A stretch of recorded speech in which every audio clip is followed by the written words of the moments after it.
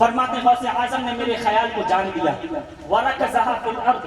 اور وہیں پر غوث اعظم نے اپنا عصا زمین پر گاڑ دیا، فاذا ہی نور یتلالع،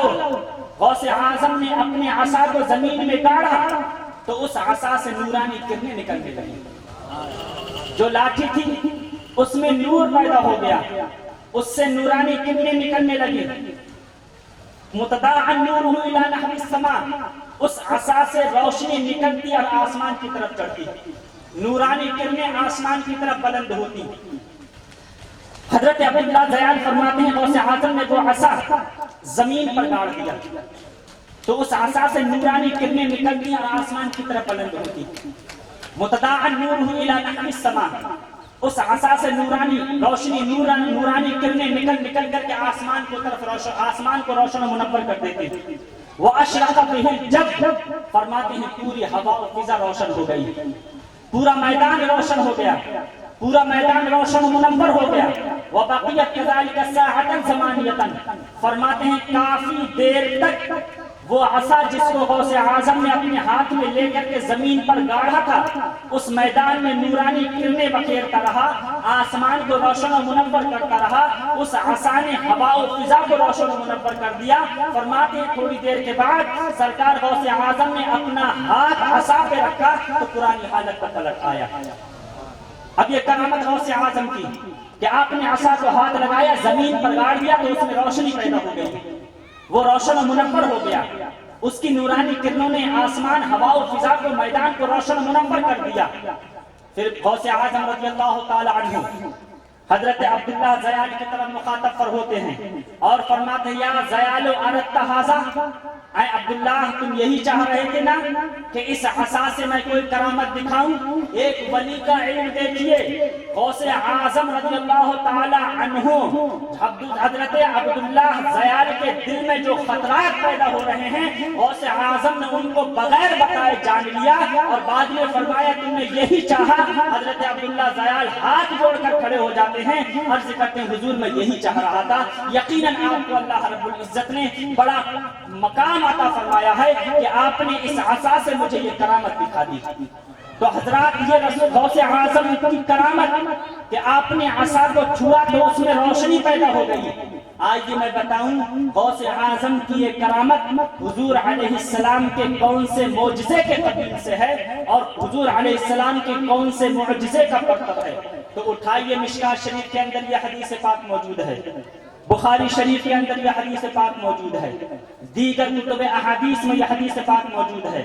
راوی حضرت انس ابن مالک انصاری صحابی رضی اللہ تعالی عنہ ہیں، فرماتے ہیں عن انس ابن مالک ان اسید بن حضیر وعباد بن بشر تحدثا عند النبي صلی اللہ علیہ وسلم في حاجة لهما حتى ذهب من الليل ساعة وفي ليلة الشديد الظلمة ثم خرج من عند رسول الله صلى الله عليه وسلم ينقلبان وبيد كل واحد منهما عصية فأضاءت عصا أحدهما لهما حتى مشى في ضوء عصاه حتى إذا افترقت بهما الطريق فمشى في ضوء عصاه حتى بلغ أهله۔ پوری حدیث ہوگی، ترجمہ سنیے۔ ایک طرف غوث اعظم کی کرامت سنی، اب آپ رسول اعظم کو معجزہ سنیے۔ حضرت انس فرماتے ہیں دو صحابی حضرت اسید بن حضیر اور حضرت عباد بن بشر دونوں صحابی میرے نبی کی بارگاہ میں حاضر ہوتے ہیں، فی حاجت لہما کسی کام کسی ضرورت سے آئے، آقا علیہ السلام کی بارگاہ میں پہنچ گئے، حضور علیہ السلام سے گفتگو ہوتی رہی، حتی ذہب من اللیل ساعۃ، یہاں تک کہ گفتگو ہوتے ہوتے کافی رات گزر گئی، رات کا کافی حصہ گزر گیا، وفی لیلۃ الشدید الظلمہ، اور رات سخت اندھیری تھی۔ آج کی طرح یہ روشنی کا انتظام نہیں تھا، آج کی طرح یہ لائٹ کا انتظام نہیں تھا، ٹیوب لائٹ کا انتظام نہیں تھا، اور آج کی طرح یہ ہائی وے اور روڈ بھی نہیں تھے۔ اس زمانے میں لوگ سنگلاخ کو طے کر کے، صحرا کو طے کر کے، جنگلات کو طے کر کے ایک جگہ سے دوسری جگہ جاتے تھے، اور راستے میں بہت سارے پتھر، گڈھے، پہاڑیوں کا سامنا کرنا پڑتا تھا۔ سخت رات تھی، حتی ذہب من اللیل ساعۃ، رات کا کافی حصہ گزر گیا اور اندھیری رات تھی، ہر طرف اندھیری نے اپنی چادر کو بچھا دیا تھا۔ پھر دونوں صحابی عرض کرتے ہیں یا رسول اللہ ہم اپنے گھر جانا چاہتے ہیں۔ یا رسول اللہ ہمیں اجازت عطا فرمائے، ہم گھر جانا چاہتے ہیں۔ میرے آقا صلی اللہ علیہ وسلم نے ارشاد فرمایا جاؤ اپنے گھر جاؤ۔ جب باہر نکلے تو دیکھا کہ اتنا اندھیرا ہے کہ ایک ہاتھ کو دوسرا ہاتھ نہیں سوجھ رہا ہے، اندھیری ہی اندھیری ہے، کچھ نظر نہیں آ رہا ہے۔ پلٹ کر کے میرے نبی کی بارگاہ میں حاضر آئے، عرض کی یا رسول اللہ سخت تاریکی رات ہے، ہر طرف اندھیرا چھایا ہوا ہے، یا رسول اللہ اس اندھیری تاریکی رات میں ہم کیسے سفر کر سکتے ہیں؟ یا رسول اللہ ہم کو ٹھوکریں لگیں گی، یا رسول اللہ ہم پتھروں سے تک جائیں گے، یا رسول اللہ کانٹے یا ہمارے پاؤں زخمی ہو جائیں گے، یا رسول اللہ اس اندھیری رات میں ہم کیسے سفر کریں؟ میرے آقا صلی اللہ علیہ وسلم نے دیکھا کہ دونوں صحابیوں کے ہاتھ میں عصا تھا، چھوٹی چھوٹی ڈنڈیاں تھیں، ٹہنیاں تھیں۔ اللہ کے رسول صلی اللہ علیہ وسلم فَأَضَاءَ عُصَيَّةٌ وَبِيَدِ كُلِّ وَاحِدٍ مِّنْهُمَا عُصَيَّةٌ، دونوں کے ہاتھ میں ٹہنیاں تھی، شاخیں تھی، چھوٹی چھوٹی ٹہنی۔ آقا کریم صلی اللہ علیہ وسلم نے ایک صحابی سے فرمایا لاؤ اپنے ہاتھ کی ٹہنی مجھے دو۔ وہ صحابی نے اپنے ہاتھ میں سے اس ڈالی کو جدا کیا اور آقا کریم صلی اللہ علیہ وسلم کی بارگاہ میں پیش کیا۔ میرے نبی صلی اللہ علیہ وسلم نے اس صحابی کی اس ٹہنی کو، اس شاخ کو لیا اور پھر اپنے ہاتھ سے جدا کر کے دیا، فرمایا جاؤ اس کی روشنی میں چلے جاؤ۔ جب تک صحابی کے ہاتھ میں وہ ٹہنی تھی، درخت کی وہ شاخ تھی، وہ ٹہنی تھی، اور جب میرے نبی نے جب اپنے ہاتھ کو ٹچ کیا اور مس کر کے جب صحابی کے ہاتھ میں دی تو وہ ٹیوب لائٹ کی طرح چمکنے لگی۔ اللہ، نعرہ تکبیر، نعرہ تکبیر، نعرہ رسالت، سبحان، روشنی پیدا ہو گئی، جیسے آج ٹیوب لائٹ چمکتی ہے ویسے چمکنے لگی۔ میرے نبی نے فرمایا جاؤ اس کی روشنی میں جاؤ، اس کی روشنی میں سفر طے کرو، نہ تم ٹکراؤ گے، نہ تمہیں ٹھوکریں لگیں گی۔ عزیزان گرامی، حتی مشیا فی ضوء عصاہ، دونوں صحابی اس ٹہنی، اس شاخ کی روشنی میں سفر کر رہے ہیں۔ حضرات محترم، حتی اذا افترقت بہم الطریق، کافی عرصہ طے کرتے رہے، کافی دور تک چلے گئے۔ اب اگلے جا کر کے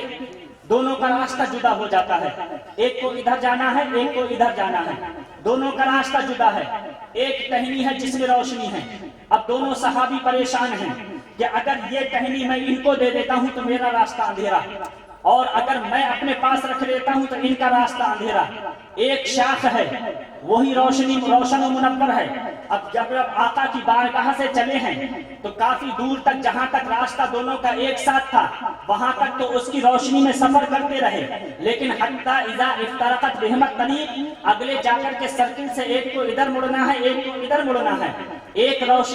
ٹہنی ہے وہی روشن و منور ہے، اپنے پاس رکھتے ہیں تو دوسرا ساتھی اندھیرے میں ہو جاتا ہے، دوسرے کو دے دیتے ہیں تو اپنے آپ خود اندھیرے میں ہو جاتے ہیں۔ حضرات، اب دونوں صحابی اسی شش و پنج میں ہیں، لیکن یاد رکھیے وہ صحابی تھے، کوئی وہابی نہیں تھے، وہ صحابی تھے۔ ان کا یہ عقیدہ تھا کہ جو چیز اللہ کے رسول صلی اللہ علیہ وسلم سے مس ہو جاتی ہے، کسی عام چیز کو میرے آقا سے نسبت ہو جاتی ہے تو وہ عام نہیں رہتی ہے، خاص ہو جاتی ہے، اللہ رب العزت اس میں بھی برکت عطا فرما دیتا ہے۔ دونوں صحابی پریشان ہیں، آخر ایک ٹہنی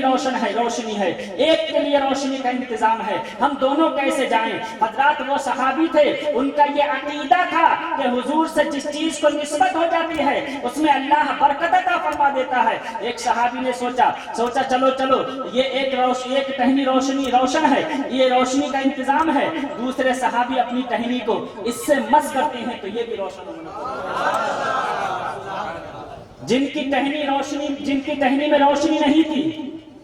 جن کی شاخ روشن نہیں تھے، انہوں نے روشنی والی ٹہنی سے ٹچ کیا، یہ بھی روشن والی ہو گئی۔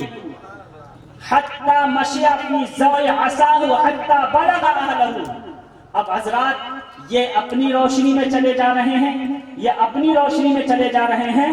حتی بلغ اہلہ، دونوں صحابی اپنے اپنے گھر پہنچ جاتے ہیں، نہ کسی کو کوئی ٹھوکر لگتی ہے، نہ کسی کا پاؤں زخمی ہوتا ہے، نہ کہیں پتھر سے ٹکراتے ہیں۔ اب میں آپ کو سمجھانا یہ چاہتا ہوں کہ وہ غوث اعظم کی کرامت تھی کہ ہاتھ میں عصا لیا، وہ ایسا روشن و منور ہو گیا کہ پورا میدان روشن و منور کر دیا، ہوا فضا کو روشن و منور کر دیا، اس میں میں نور پیدا ہو گیا، وہ نورانی کرنیں آسمان پر بکھیرتا رہا، وہ غوث اعظم کی کرامت تھی، اور یہ میرے رسول اعظم کا معجزہ ہے کہ میرے آقا نے بھی جب ٹہنی کو اپنے ہاتھ میں لیا تو اس میں بھی روشنی پیدا ہو گئی، ادھر بھی روشنی پیدا ہو رہی ہے، ادھر بھی روشنی پیدا ہو رہی ہے، یہ رسول اعظم کا معجزہ ہے، وہ غوث اعظم کی کرامت ہے۔ اسی کو علماء فرماتے ہیں کرامت الولی کی معجزۃ لنبیہ، ولی کی کرامت اس کے نبی کا معجزہ ہوا کرتی ہے۔ سبحان اللہ سبحان سرکار غوث اعظم رضی اللہ تعالی عنہ کو اللہ رب العزت نے کیا مقام عطا فرمایا، ایک بات اور سنیے۔ حضرت غوث اعظم رضی اللہ تعالی عنہ کے چہیتے خلیفہ حضرت شیخ علی ابن حیدی ہیں،